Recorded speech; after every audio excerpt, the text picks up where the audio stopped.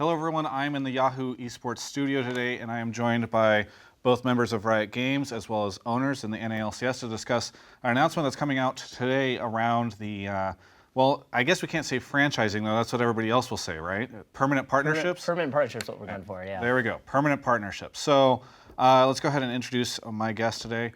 First off, the CEO of Immortals, Noah Winston. Is that the title you're okay with? We talk about this often. Yeah, you try this every time. Okay, cool. The owner of TSM, Reginald.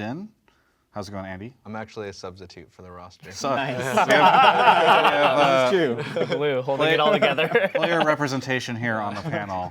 And then obviously and again, it's co-director? Co-head. Yeah, we're just, Yeah, just lead it. boom, okay. Co-head of Riot Esports, Waylon Roselle. And also the co-head of Esports, Jared Kennedy. Hello. Thanks everyone for joining me. Good to be here. And at the start of the topic here, the conversation, I want to mention that we did try to have a player join for today's discussion because obviously all the announcements encompass all three sides of the NALCS, but unfortunately because of scheduling issues, we were unable to do that. So hopefully we'll have a chance to interview a player and kind of get their take on these issues coming up. So first off, let's go ahead and dive into it. As this is an announcement going up on the Riot Games website, maybe one of you two can tee off sort of what the announcements are today. Sure. So we're here today to announce, as we talked about, permanent partnerships. So we're moving towards a model where we'll be getting rid of relegation from the NALCS. And we're doing that because we think that we can build a league that is more sustainable and we can unlock the opportunity for our partners, namely pros and team owners, to invest for the longer term in the sport. So we're really excited about this and we can go into detail through this conversation in terms of the type of things that we're going to be doing as a component of this transition. Sure. And to be clear, this is in the NALCS, and we're not discussing anything related to EULCS. This is just the NALCS right now. All right, very good.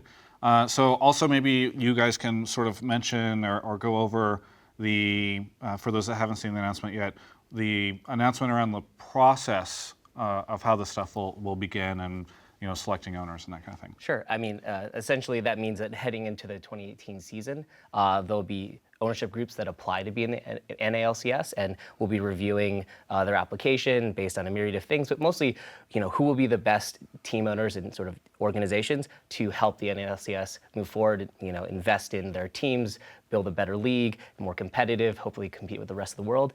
And we think that actually will create a structure that will be one of partnership, where Riot and team owners and players are all working together because everyone benefits from the upside and the future success of the NALCS. So we think this will be a really good step for fans because everyone's working together to make their league better. Yeah.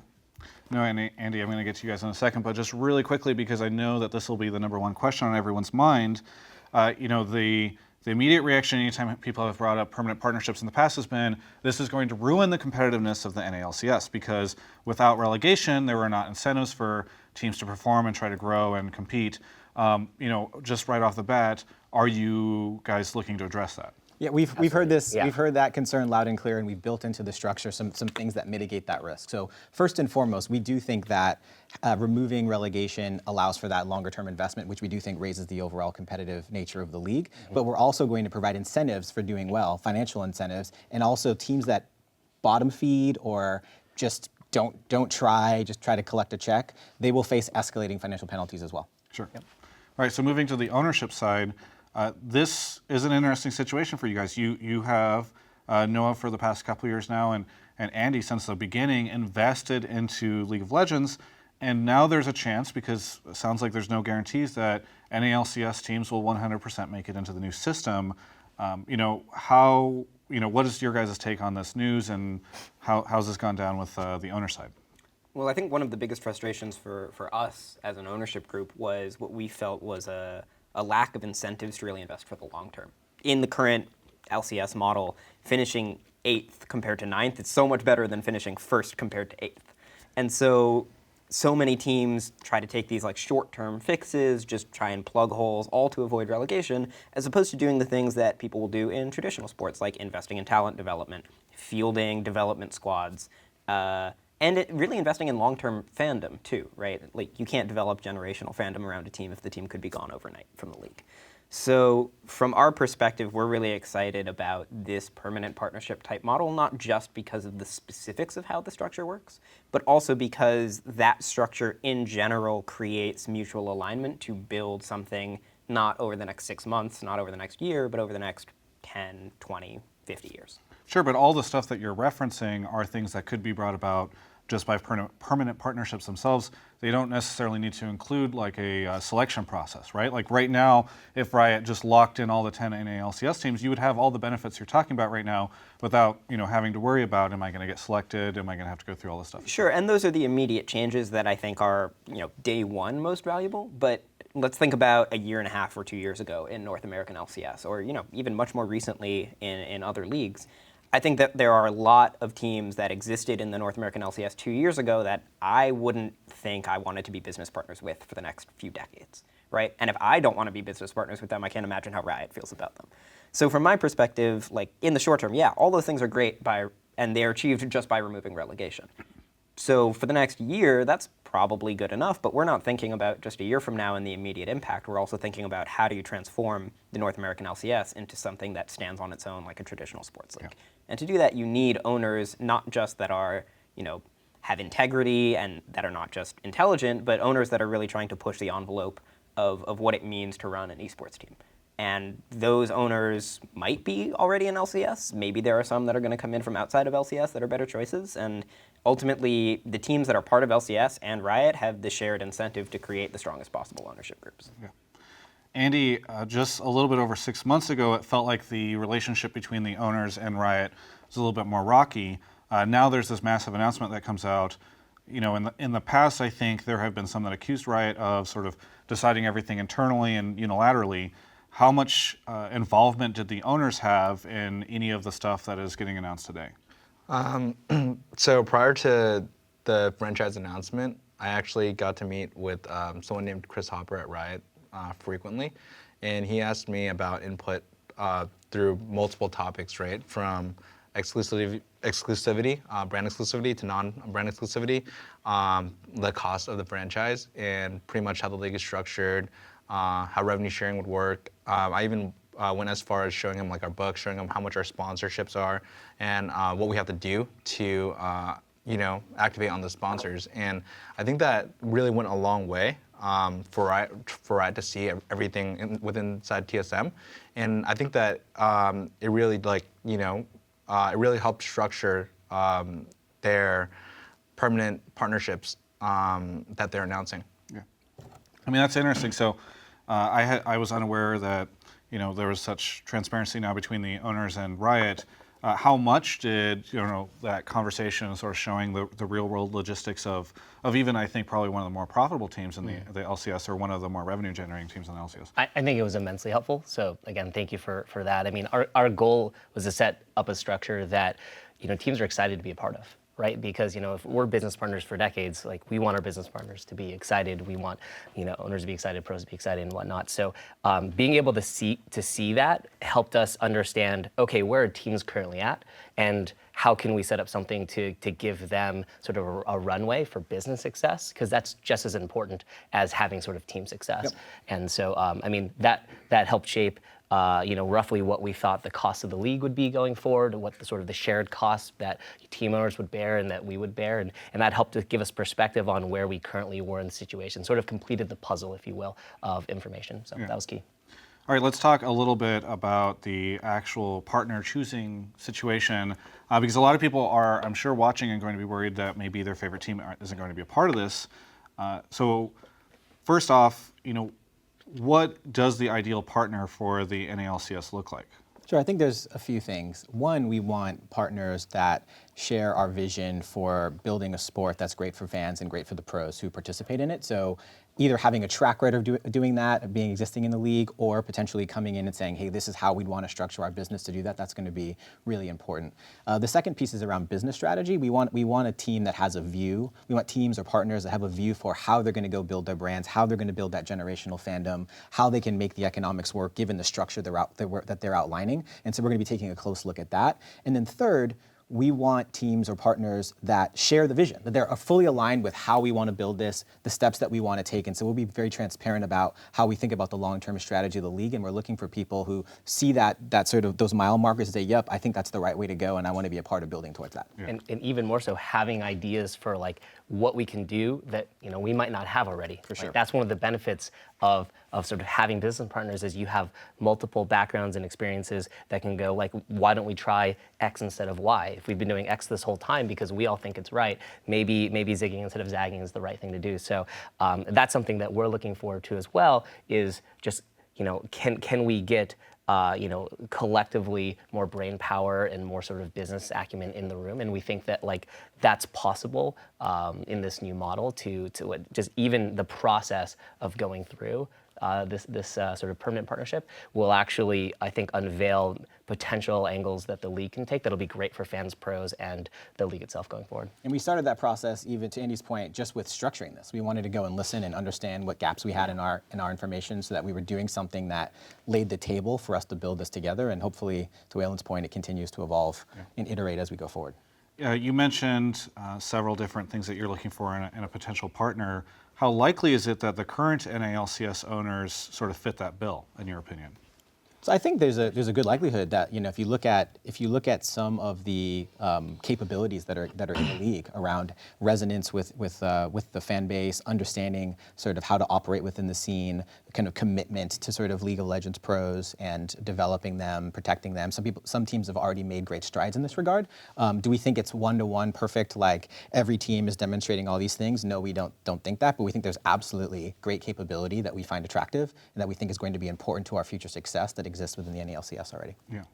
How much do you value endemic esports knowledge and experience versus the sort of more broad value that can come with somebody who's a successful businessman or a sports franchise owner or something along those lines? I think we put more weight on the ability to field a great team, take care of the pros, build long-lasting connections. Because at the end of the day, having a great fan base and putting on a product on the field that, or on the Rift in this case, that fans love to see, and sort of connecting those fans with stars and building those stars. That's the core of what a sports league is all about. And so we certainly value the idea of potentially someone who could sort of help take the league to the next level, potentially dramatically grow the pie, because we think that'll also be good for everyone. But if we sort of had to choose one or the other, I think we'd weigh towards the how can the NALCS be as competitive as possible, because that's really the goal here. Yeah. Now, reportedly, the Overwatch League, which is another league that's sort of supposedly following this model of going towards a permanent partnership situation, has been, has like a financial bidding process on getting a spot or getting in. How does that play into the NALCS stuff that's getting announced today? Sure. So we're not looking to do a bidding process. We're looking to establish a flat fee, and that flat fee will be $10 million.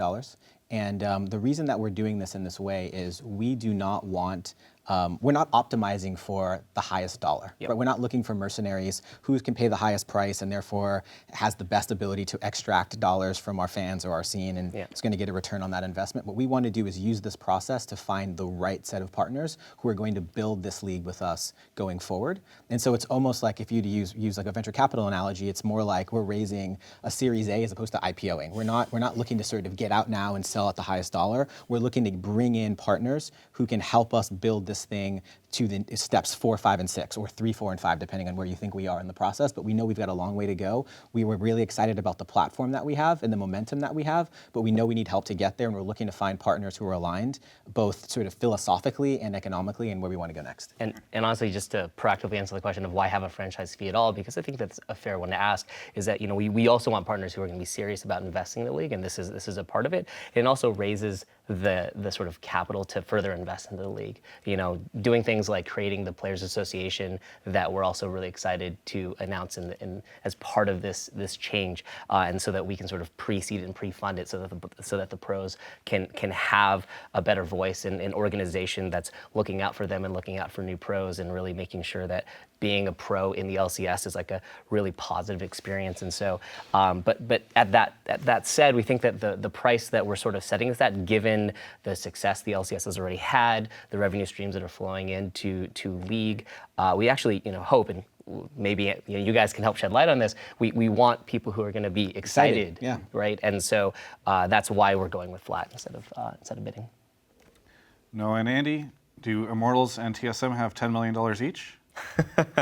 Well, obviously I'm not going to comment on like internal financials or the specifics of how that fee is paid. I would say that from what we know of the way that the structure of the league is changing, from what we know of the way that we are kind of incentivized to work alongside Riot on this, trying to quantify that is very difficult because, again, we're talking about decades down the line. But certainly from my end, I don't look at this and I don't think, wow, this is an unreasonable amount of money to ask for, given the value that you've already created and the value you want to continue to create, right? And from my end, I think I share a lot of the same ideas as Riot about wanting my colleagues on other teams that are part of the permanent partnered league to not just be fully invested already by paying a franchise fee, but also have access to capital so that they have the ability to work on outside projects with me, right? If I want to work with another team on creating some really high quality content, like above and beyond what exists right now, I want to know that they have the resources to do that. I want to know that the people that I'm permanently partnered with are not just scraping by, right? I want to know that they're willing to put in resources in the short term in order to achieve long-term growth. And that's something that Riot has a track record of doing throughout the entire history of LCS. And I think it's something that is fair to expect teams to be able to do now also.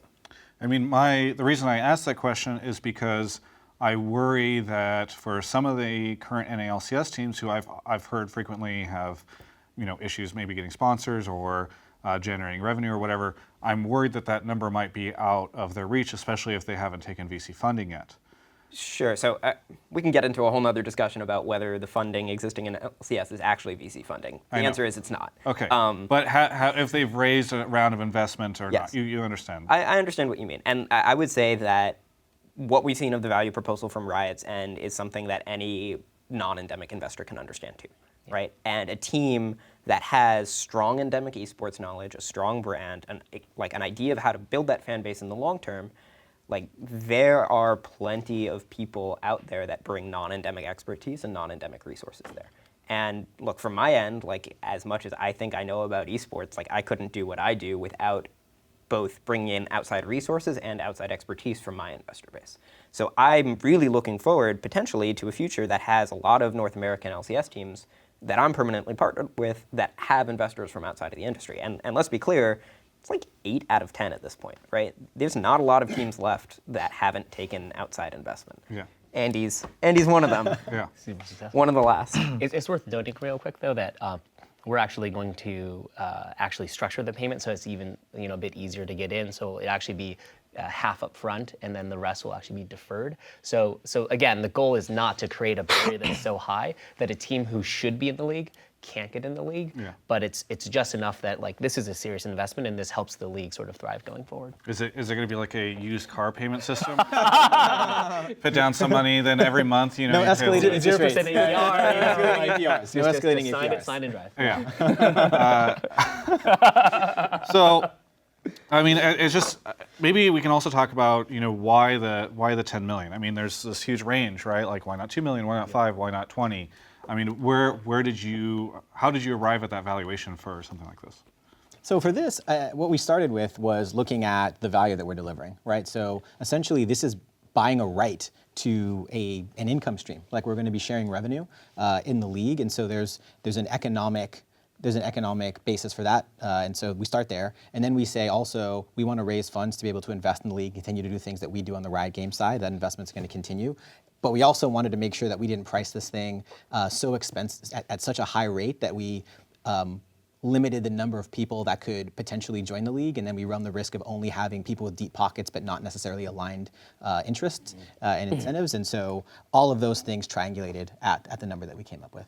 And it's just worth expanding on that, where as we're talking about the revenue sharing, and we shared more about this in the announcement, but roughly there'll be league revenues flowing in. Like we talk about creating a bigger pie. Well, the slices that we'll be sharing is roughly a third, a third, a third. With pros, and we can talk about that. That's pretty exciting. Team owners to help them, fund facilities, costs, all the things that Noah and Andy are talking about, and Riot to help sort of pay for the, pay for the league and pay for the production. And so, like what that does again is it creates revenue streams that can be valued. But even then, again, like I think we tried to price it so that it's not about hey, what is the value of this stream, but we sort of looked at what is holistically the value of being a part of this league, and then we took a steep discount so that these guys are excited. And by the way, and we want people who are committed, right? Exactly. Like, we want people who are committed to kind of doing this, and we want it to be a deliberate process that they go through and not an afterthought to say, okay, I'm serious about joining this league. I'm serious about helping to build it. Yeah. And it helps to align incentives to sort of go build this thing for the long term and generate value. Yeah. All right, so if a investor is watching this right now, or somebody comes up to you after this announcement and starts to ask questions around, hey, I'm interested in getting into this, et cetera, and seems like an interesting person, what kind of, I'm sure you guys have made the calculation, when can people start to sort of see a return on buying into this thing? After how many years? Because surely there's some upfront costs and then some deferred costs, et cetera. Like, it'll take a little bit, right?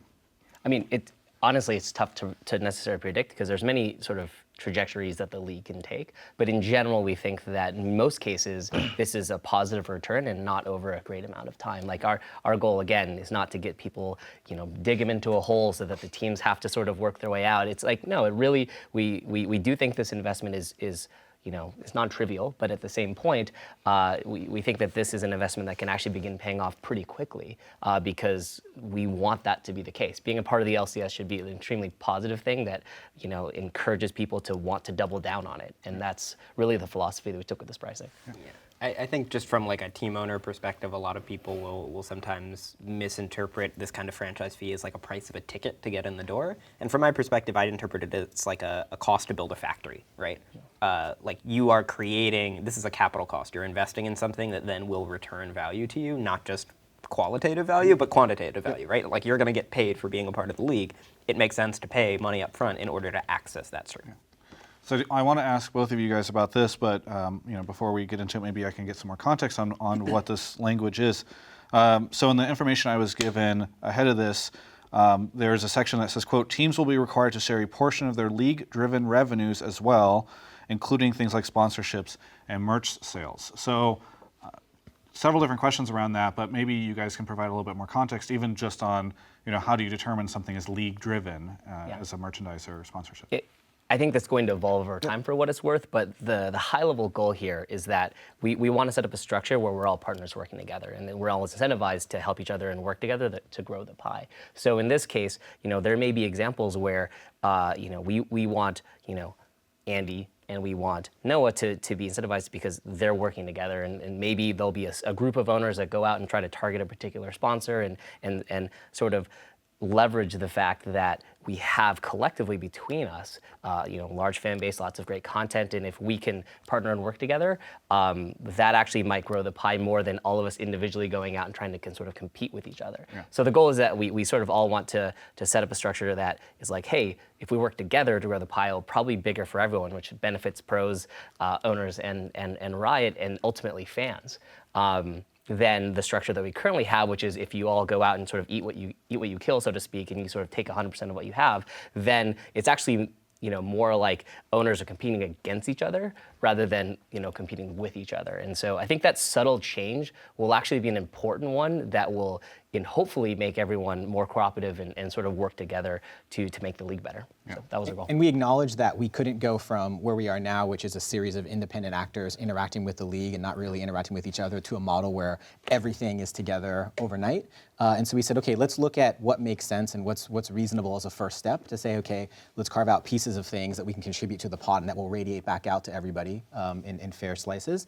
And then over time, if we as partners identify more opportunities to collaborate more closely, we can move towards more traditional models. In some sports, you see high degrees of collaboration. In other sports, you see less. And so we're going to start somewhere in the middle and then potentially trend towards more collaboration if it generates a better experience for the league, for fans, and for the investments that teams are making into the situation. Okay, so Andy, At this point in time, how many sponsors does your league team have? 8. Okay. Yeah. Noah, your league team? 1 or 2 unannounced. Okay, 1 or 2 unannounced. So this is one of the most interesting things about this to me is that if this model was enacted right now, it feels to me, or my guess is that you would, Andy, the team that has maybe the most popularity and more sponsors than most, be paying into a system where other team owners are not providing as much value in the sponsorship section. Is that a concern for you? I mean,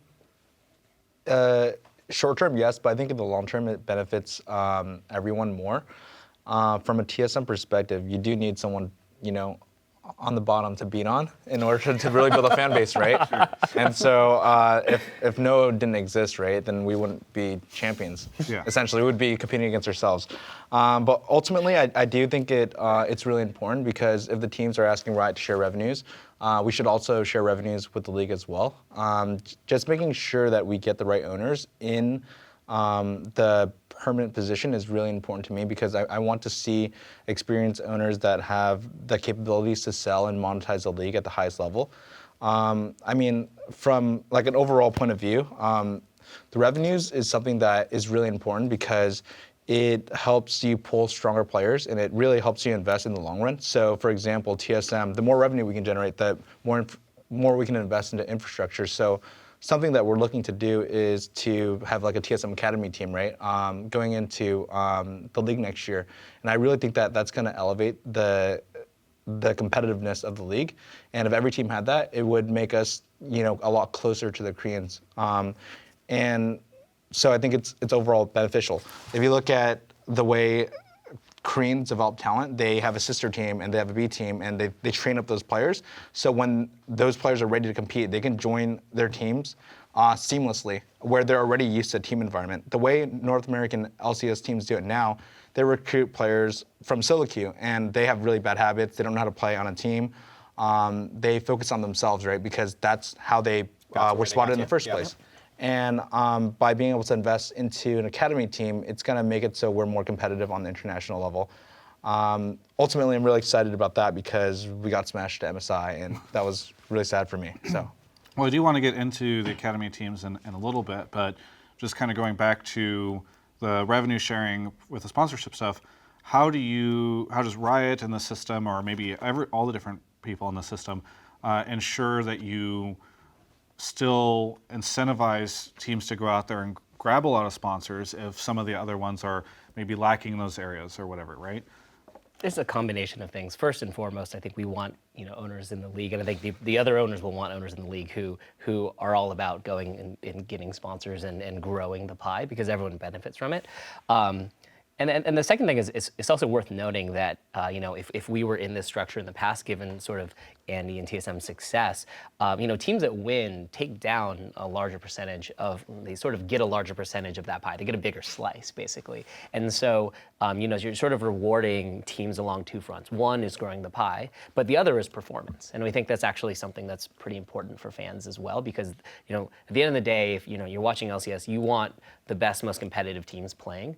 And so I can understand why a lot of fans are like, hey, I care less about revenue. It's important for all the, reasons Andy mentioned, but we actually have a structure that rewards both performance sort of off the rift of getting sponsors and building brands and building sponsors, and on the rift for if you win more, you actually get more money to spend on, academy teams, facilities, content, all the cool stuff that they're talking about. When you say win more, do you mean through pricing, or is this another function of the rev share? It's another function of the rev share for teams. Essentially, teams sort of there's a 10 slices, or there's multiple slices that they get in sort of of escalating size. So if you finish first, you actually get a slightly larger share than second, larger share than third, et cetera. And that's meant to, again, speak to the sort of competitive concerns that we have going into franchising and making sure that, or permanent partnership in this case, and ensuring that teams are incentivized to win, right? Not just on the rift, but off.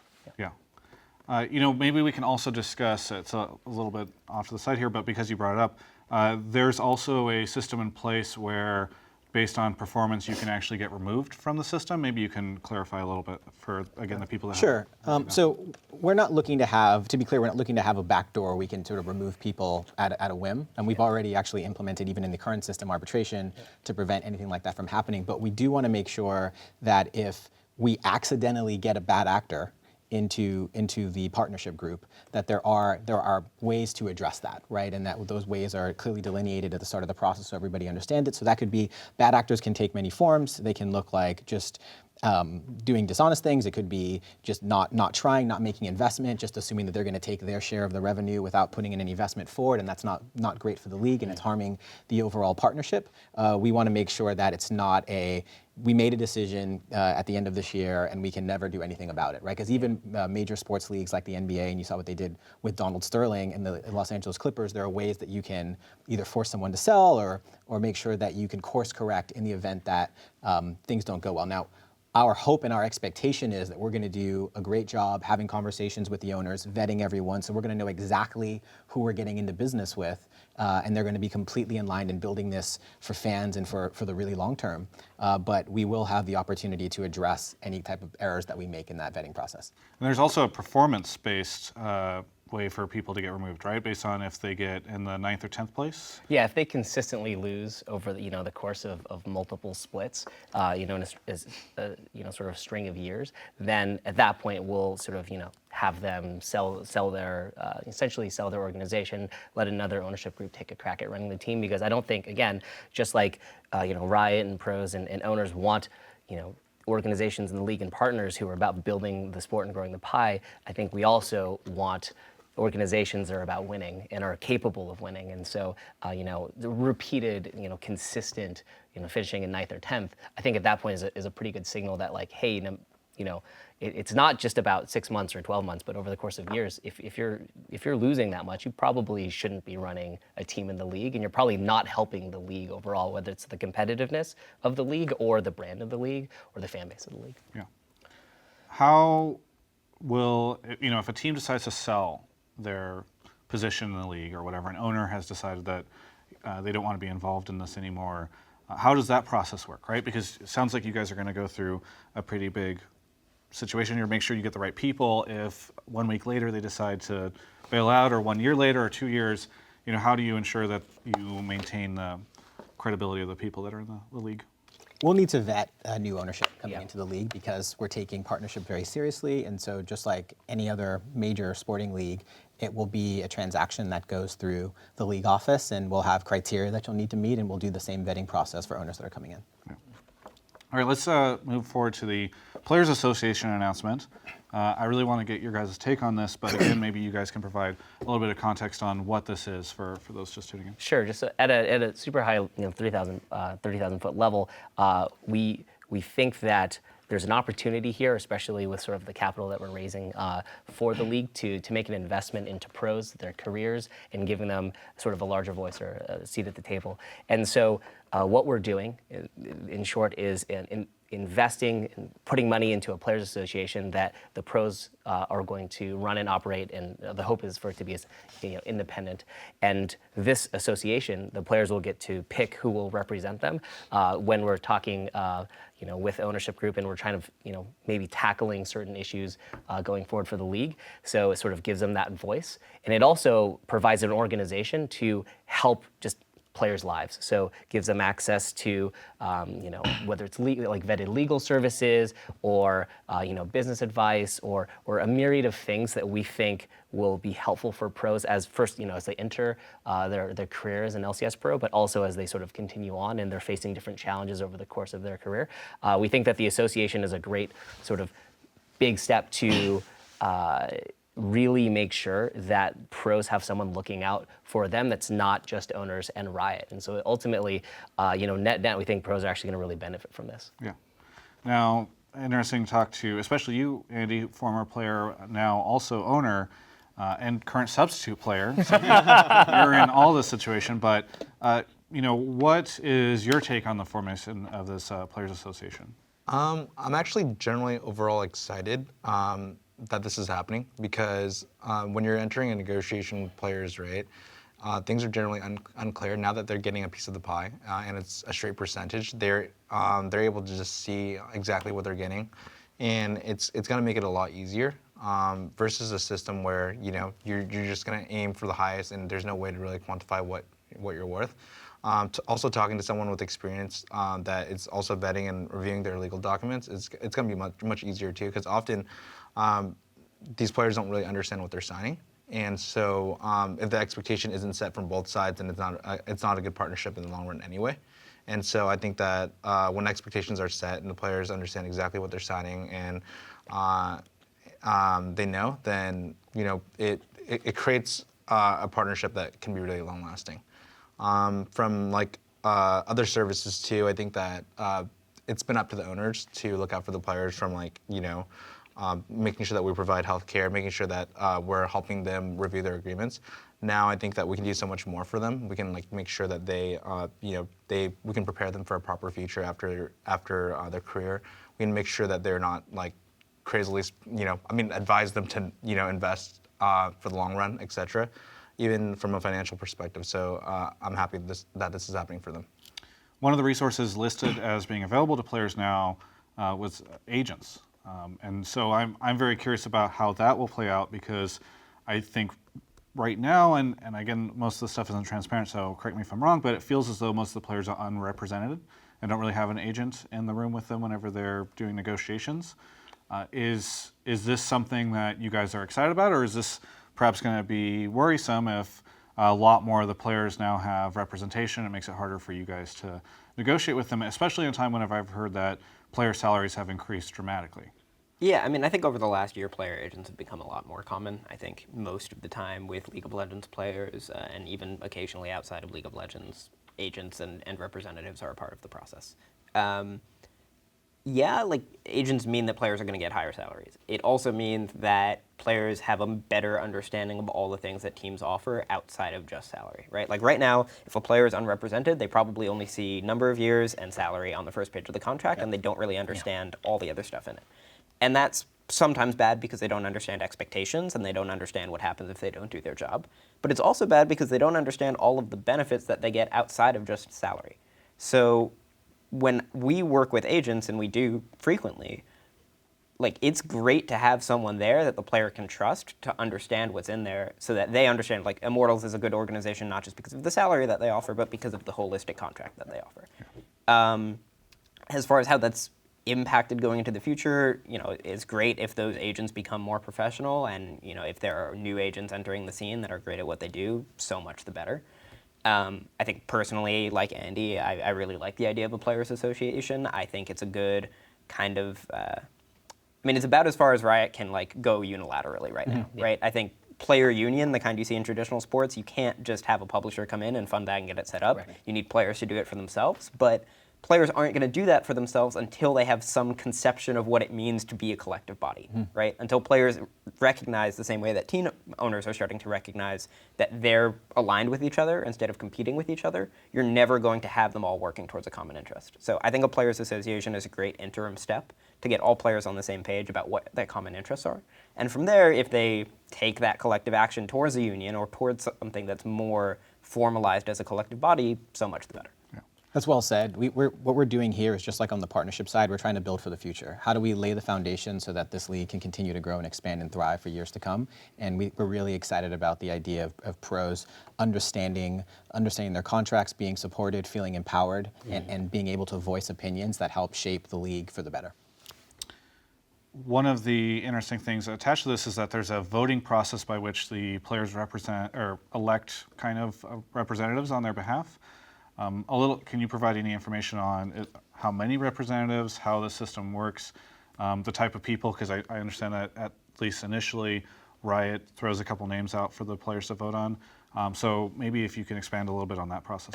Yeah, this is us trying to essentially ensure that the sort of players have the final say in who is representing them, and this is, even though sort of we fund it. Initially, we were trying to, at that point, sort of distance ourselves. And so, all we're doing is essentially providing, a group a pool of sort of vetted, whether it's, sports agents or law firms or people who organizations who actually would be like good to rep them, whether they have experience in the past or they have the right skill sets.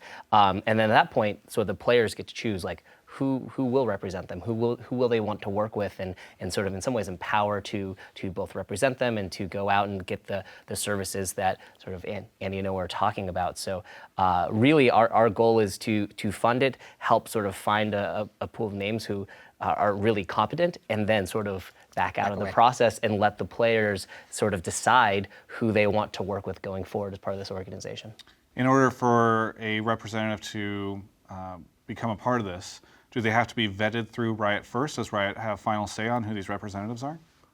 So, I mean, it's certainly something. We vetted a pool of folks, and really all we're looking for is just, do they have the right skill set to like credibly represent these players? And there's a myriad of different backgrounds, different sort of personalities, and so our goal isn't to be like, oh, these are the types of people we want to work with. The players are going to have a sort of a good selection of folks to choose from, and then again, at that point, sort of they choose and we back out, and sort of whoever the players want at that point, that's great. And these are credible, obvious choices. Yeah. It's not like it's Waylon or Jared. You get to pick one. You know, volunteer tribute. these are like law firms who specialize in this. Agents, like we're trying to, if we were them, think about like who might make sense, but not make the choice, right? So saying, okay, these are the obvious types of choices, and if they want to bring other people into consideration, that's fine. We do want to make sure that players aren't being taken advantage of as they ramp up in their getting up to speed on this, and so we're going to help create like a pool, but this is not. It's going to be a pool that's obvious. Obvious is the wrong word, but we're looking at credible candidates and then letting them choose from that credible candidate pool. Would you guys be able to unvet those law firms? Just out of curiosity, like just say if you guys chose a group of people to be in that pool, would you guys be able to like have the option to just remove them from that pool? No, once they're in the pool, then the players choose them. That's fantastic. I mean, the players have the choice to unvet them if the players pick someone and then they're like, actually, we don't like these guys. Like, we're gonna pick someone else. Yeah. Cool. But really, like, this is sort of just as we're launching this thing, and as the players, I think Noah put it eloquently, sort of understand the concept of being aligned together, working together, and trying to find common interests and select. Like, this is us sort of just helping them get there. And I think it's an important step for sort of the first representative of this association to be highly credible, the right skill set, the right connection, and really able to help LCS pros out. And Jared, you mentioned the players can submit their own names, or is there an opportunity there for players to add their own individuals to this pool? Sure. I don't think we have a formal process around that, but the idea here is that we're trying to find the right representatives. And so if the players come up with a name of a law firm or a credible source that is like credible, and then sure, then we'll look at that as well. Like it's not like we're putting forth only these options. We're trying to sort of get this thing started. But the goal here is that this is going to be an autonomous organization that represents players, that is a third party in a three-party system. And what we're doing is, to Noah's earlier point, is just trying to get it started, trying to basically generate, put the seeds in the ground, pour some water on it, and then let the sun take care of the rest. I guess I asked just because I'm very curious more directly, does any elected player representative, either via this pool or outside of the pool, that if players decide, oh, we want to put this person out there, have to become Riot vetted first?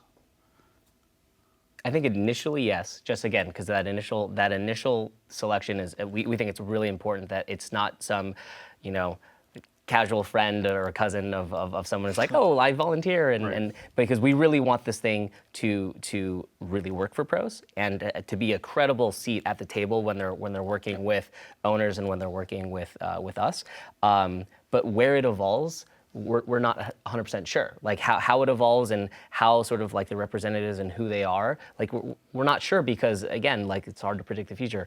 But we think that this is a really good first step towards pros getting the right representation and also, potentially looking at unionization. And what we're doing essentially, we're funding it for a set number of years so that it's not even contingent upon success. So it's not like, hey, we're funding it this year and the next year the funding's not there. Sort of like this sort of funding is guaranteed. So we're doing everything we can in this structure to set it up and have as little control as possible. We're really looking to back ourselves out of this. Yeah, my only concern is that I feel like the Players Association, at least in this initial process, will come under fire because essentially like anybody who is representing these players has been someone that Riot has given a thumbs up for, and you guys have basically control over who ends up on this panel of representation. So I think there's a couple of things here to clarify. Like there's counsel and then there's representation, right? Okay. So we're looking to help them find counsel to sort of set up the association and make decisions and source sort of the operation of the association. So that might be a law firm, it might be an agency. Like there's some options there. Then separately from that, and way to keep me honest here is there will be an election of player representatives. So let's say they decide to elect Doublelift to basically represent them on. It's not like Riot's going to say we disagree with Doublelift being the representative. That's their vote, that's their choice. What we're trying to do is make sure that when they're starting the process, they're getting good advice and they can structure their association in a way that makes sense and allows it to evolve however it needs to evolve. And there's a lot of complexity around antitrust and other things that's non-trivial. And we want to make sure that they've got, and we're prepared to help fund that initially. And so we will have a say in making sure that the pool of people are credible and can be trusted from a just completely vetted, like third party, not like friend of Riot, just credible experts in this area. They'll choose amongst those, and then once they have their structure, they'll be able to vote for the representatives, and their representatives will be the representatives. I mean, I think it's important to focus on the fact that, this has been something that's been talked about before, but this is actually happening. And we think that like this is a really important step for pro rights, for pro representation, and for honestly like the lengthening careers and making a career like a smooth and more sort of like enjoyable thing in the LCS. And so, do we know exactly how this is going to evolve? No, but we think this is like a really, really good first step. Yeah, I mean, like this is us trying to ensure that pros are better protected and ensure that pros have access to services that they may have access to because they happen to have talked to the right person. But how many times have we seen stories of like, oh, I'm a pro and I didn't understand my contract when I signed it, right? Like you guys have seen it, we've seen it, fans have seen it, on Reddit and other social media. And we think that this is going to be a good step towards sort of ensuring that when pros come in, they have better understanding, they have better access to services, and they're going to be able to elect representatives to be, at the table when we're talking about certain league issues. So we think that, there are a lot of complexities with setting something up. I think Jared spoke to it both legally and structurally, but we think this is a pretty good first step. Yep. I mean, I think that it could be seen as like a small conflict of interest, but ultimately, the player agents are going to be negotiating against the owners more so than Riot, I suppose. So it's not really like Riot's hiring the guy to basically represent against them.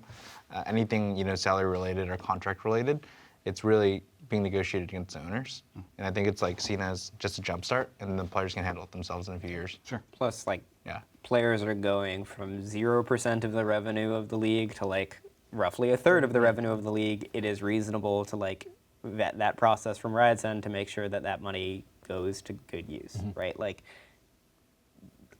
same with vetting the owners, right? Like, we're okay here with Riot coming to ownership groups and saying, who do we want to be a part of this? Who do we want to permanently partner with?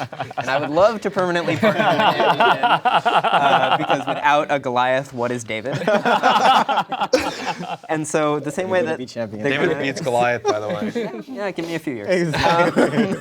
And so without vetting, like, I personally, as a team owner, would be super uncomfortable with the idea of leaving it up to players to decide who is the most qualified law firm, right? Like, there are some things that players are equipped to handle on their own, like the kinds of salaries that they want and the benefits that they care the most about. Most players don't specialize in knowing what law firms are the best to use for this kind of thing. So, like, the idea that Riot is going to take part in this, at least for setup, is pretty important to me, in the same way that, like, I care a lot that Riot is setting me up, or potentially me up, with colleagues on the ownership side that are aligned with me long term. Yeah, I just think that if we were to leave it up to the players, it would take a really long time, and I think it's just someone just needs to start it, and then it'll go on its way. Most obvious thing I would note is nothing was preventing players from doing this themselves any earlier than this, right? Could have happened at any point. There wasn't the collective will to do it, or there wasn't the collective will to fund it. This is a step forward towards getting something that I think everyone will benefit from, even if in the short term people aren't motivated to do it themselves. I mean, we already see it happening slowly now, right? With the emergence of player agents just last year. It's starting to speed up, but not as fast as anyone would like. There are a few agents here and there. I think like less than 50% of the players are represented right now, maybe like 25. It's just going to be a lot faster if all of them are represented within a few months. Yeah. So now that we've outlined basically all three sides of this, which is the Riot side, the owner side, and the player side, I'd love to get more clarity on, and I didn't actually see too much of this in the briefing, how these three groups work together to make decisions. In the past, I think Riot in most situations has made the decisions on their own about how the league should be structured and how certain things should exist. How much impact will the players and the owners have on decision making, and where will they be able to have a seat at the table? So, I mean, I think there are certain things like Worlds or anything international that is still going to sort of sit with us, just because at this point, when you're trying to coordinate between leagues, it doesn't make sense for the NALCS owners to be like, oh, let's vote on Worlds where Worlds is going to be. Sure. But probably North America. Yeah. That said, we're pretty excited to sort of evolve how we work with owners and pros, because right now it's sort of we'll occasionally call them in. We'll talk about topics, but it's really sort of a, hey, let's take your temperature on things, and then we sort of have to go and make the best decision that we can. Sort of in this future state, we'll actually have parties, whether pros or ownership groups, that we know are invested in the long-term success of the league, and who have had the chance to, and the security to really build for that long term. And I think that's going to create a basis for some really great conversations around whether it's league structure or anything else, about how can we make the NALCS a better experience for fans, more competitive, like a more successful league.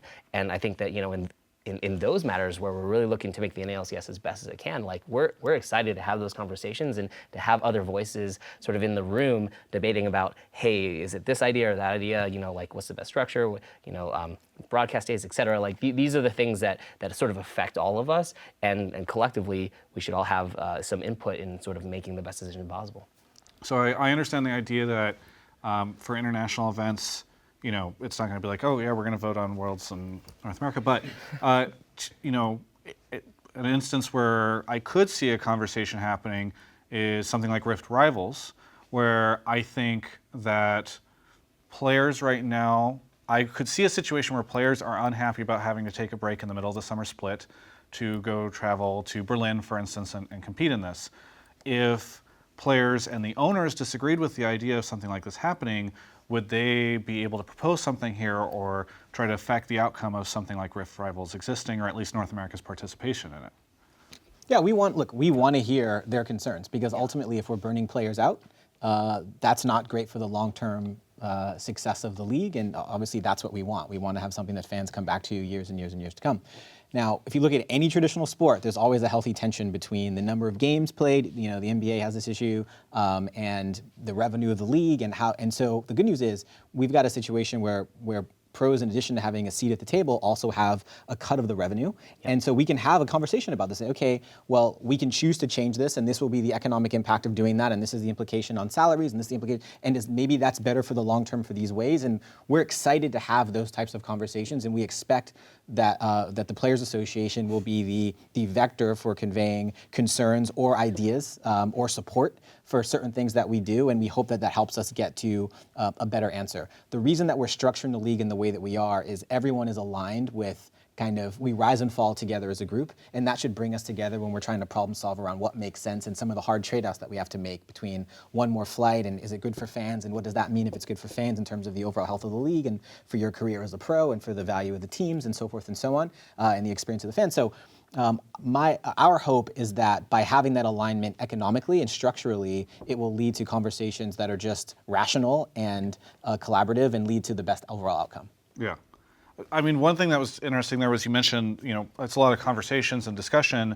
Is there a formal voting process for certain issues? Like, is it going to be a conversation where the Players Association can come to Riot or to the owners and say, hey, we don't like the situation, and the response is kind of like, we will take that under advisement and decide if that's something that we agree with or not? Or is there a mechanism by which there's actually a voting situation here? Not to go too far down this route, but I think there was a lot of surprise by some of the players involved in the PIA situation over in CSGO when they felt like they were going to have a hand in this stuff, but they were outvoted by the owners on every issue that they disagreed with. So I guess my question is twofold. One, is there a voting system? and two, what are the real ways in which players can make sure, besides conversations, that their concerns are being heard? Yeah, for certain kind of decisions that we think that the players and owners and Riot all should have a voice and a vote in. There will be voting. In other cases where I think to your example of Rift Rivals, where it's some degree of NA and some degree of international, and it's not just affecting this ecosystem, but affecting other ecosystems around the world. Like there probably won't be a voting system, right? But we fully expect there to be some topics that like we get outvoted on, and I think that as long as there's a really healthy conversation and there are these parties that understand, like, oh, here's the upside, here's the downside, and we all have the same things that we're trying to sort of maximize around, which is competitive league, like sort of healthy league from revenue perspective, and like a sort of a league that fans want to watch. We think that we're actually going to end up more aligned than not, which is why we're not concerned about, for certain issues, opening it up to a vote, and we think that'll be okay. Yeah, and I think from the kind of team perspective on that side, right, like moving towards a vote on anything is more than we get right now, right? And we and we anticipate that as we kind of build that long-term trust and partnership, like we'll have more of a say in more things, right? Like we're like nobody should look at this franchising or permanent partnership process and say, look, end of 2017 roams around, all the problems are solved, nobody needs to do any work anymore, the cash just rolls in for everybody, right? Like being a part of a permanent partnership is, let's talk about another kind of permanent partnership, marriage, right? Like we're getting married to Riot, and your work on a relationship doesn't stop when you get married, right? Like you need to continue to put effort into it, you need to continue to invest into it, and you need to continue to develop what that relationship looks like over the long term. So look, does this have everything we could conceivably want year one? No. Does it have a lot of things we want and the potential to get more of what we want as time goes on? Absolutely. I think it's a huge step in the right direction, ultimately because every party is going to have more transparency into how we operate the business. The players are going to understand how teams generate revenues, so when they do negotiate their contracts, they're going to ask for the right things, and they're going to also understand, like, oh, they make this much, maybe I shouldn't ask for X because it's not feasible, and vice versa with Riot and the teams as well. Even also from like a competitive standpoint too, the teams are going to also be able to understand what changing a format actually means, because when we changed from a best of 1 to best of 3, it meant like a lot less streaming time, a lot more practicing, a lot more playing time, and that's what the teams wanted because they wanted to be competitive on international level.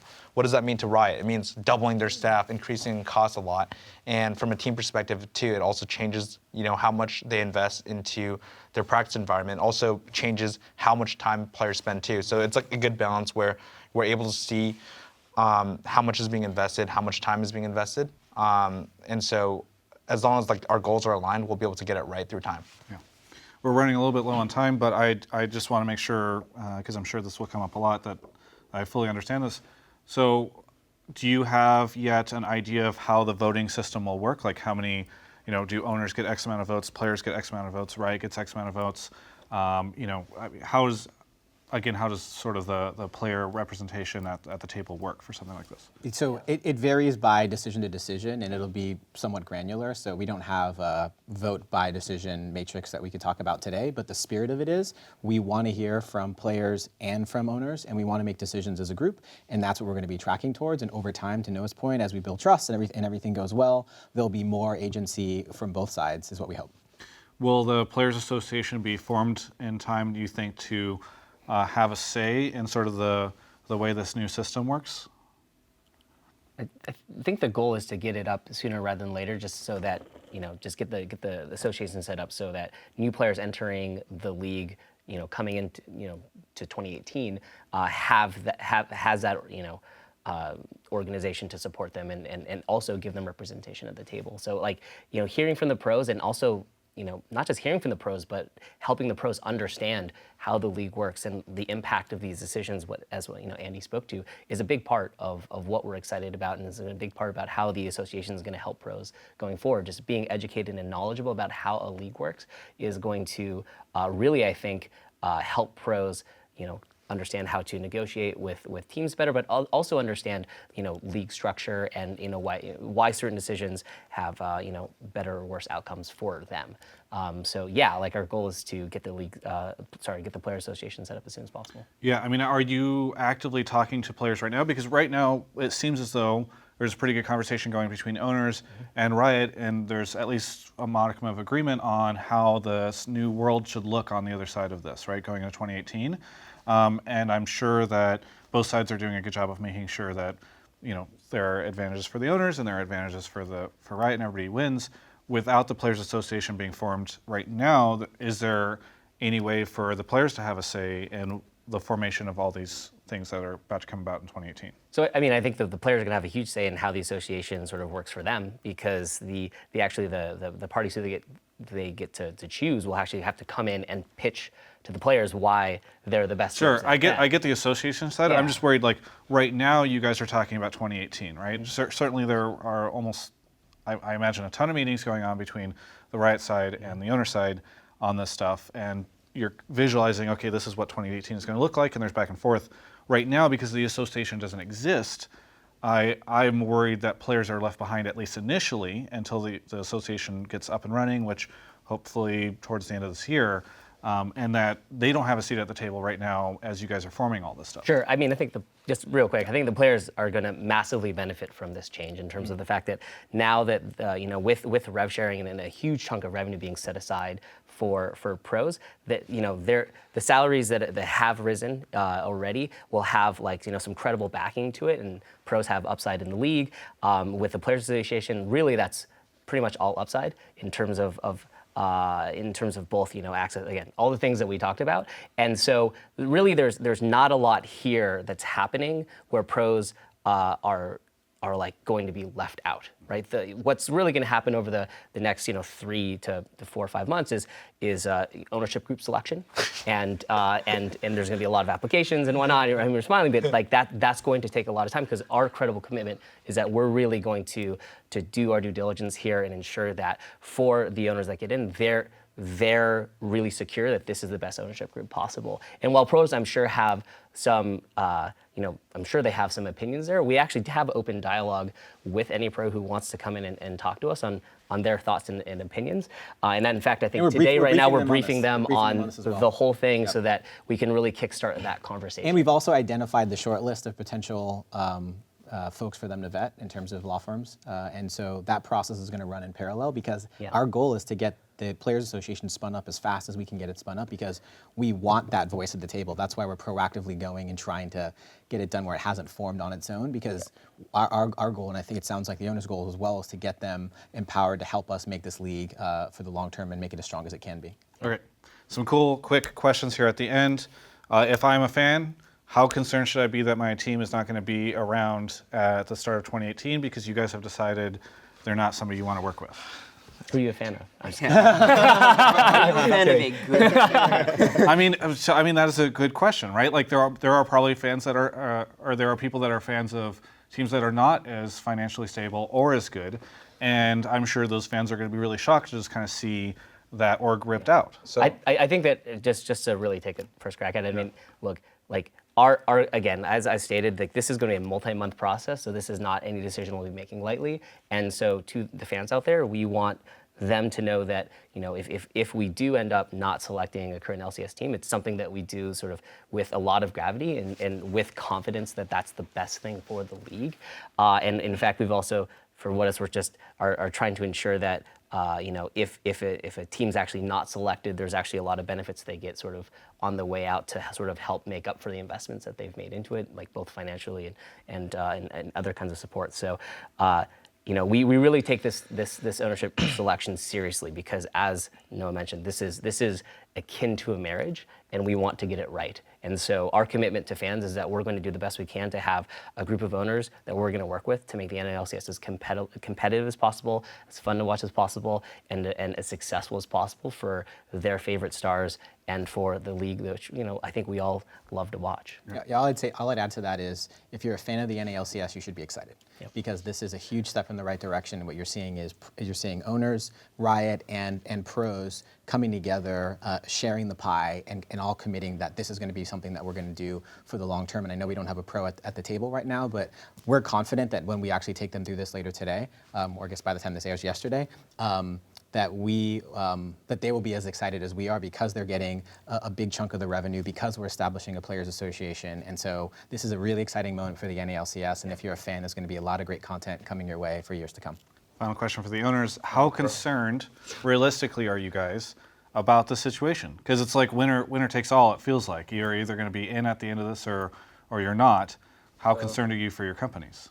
So I'm not necessarily that concerned, not to be on my high horse. I just believe that owners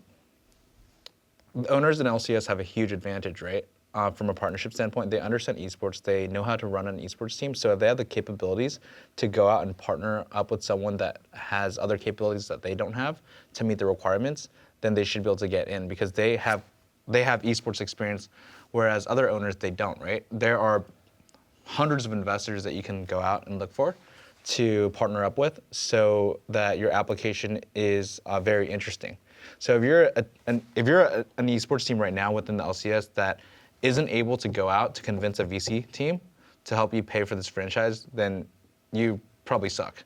And what that means is that you're not going to be able to pull in enough sponsors, you're not going to be able to help increase the league's revenue to help the players get paid more anyways, and you're not going to be able to make the league more competitive.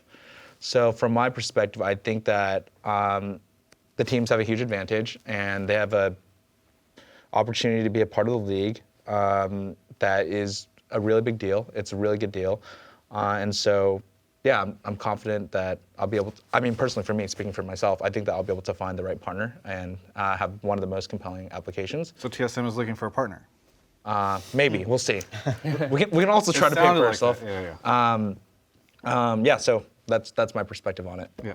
Yeah, and from my end, right, for the last few years in esports, it's been a little bit of a will they or won't they, right? Not necessarily in terms of Riot, but in general, where esports, though it's always had tremendous potential, has often lacked the structure for kind of long-term growth and long-term investment. Yeah. So from our end, which is a very different perspective from one of the old school team owners like Andy, I think we invested in esports in the first place because we were anticipating similar structure like this to arise, right? Like we were here early so that we could kind of prove that we knew what we were doing and prove that we were worthy, or hopefully prove that we were worthy. That's up to you guys to decide, of participating in that future structure. So yeah, there's risk. There's risk inherent to any investment. Maybe we don't get in and we're shut out of LCS, but like if that's the case, then we clearly haven't done enough to provide value for fans or for players or for the ecosystem.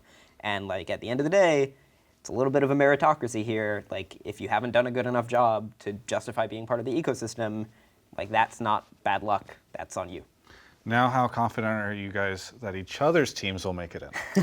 Wow. And then the final question is, how confident are you guys that their teams will make it in? Very, very interesting time, I'm sure. My opinion on Immortals is that they've done a really good job in terms of competitive success. When they joined the league, they had an incredible record. They smashed us for the first couple splits. No, we didn't. And their social following has grown. What I'd like to see more is better monetization because we're gonna have to share our revenues with this guy. And so if I'm putting in a big chunk and he's putting in zero, I'd be really sad. Yeah, so I think that they have a decent shot if they, partner up with the right people. So. Very good. And nah, I can do it from my end go too, for right? it. Like TSM is one of the oldest brands in League of Legends. Like they've been around forever. I think Andy is like one of the very rare examples of people who existed from day one that are like good enough to last until today. Not a lot of you guys have lasted this long because it's been a hard dog eat dog world out there for you guys. So like the fact that he's made it this far like speaks for his resilience and his ability to run a business well. What improvements? Constructive criticism. I would love to see what a TSM Academy team looks like, right? Like TSM has been good about picking up rookie players and then developing them as part of a main roster. I want to see what it looks like to take someone from like, fresh out of solo queue without having Bjergsen and Reggie there to help guide them. That's a hard one. Well, we are at a time. I think Noah, at one point in time, you compared this to a marriage, or the teams are getting married to Riot. So I think that means the next 3 or 4 months is actually kind of like an episode of The Bachelor, where we'll see who makes it through. So very interesting times. So I want to thank all 4 of you for coming into the studio today and sitting down with me and giving me a little bit of insight into how things are going. For everyone else, I hope you've enjoyed this video. You can check out the rest of our coverage of all things esports here at Yahoo Esports.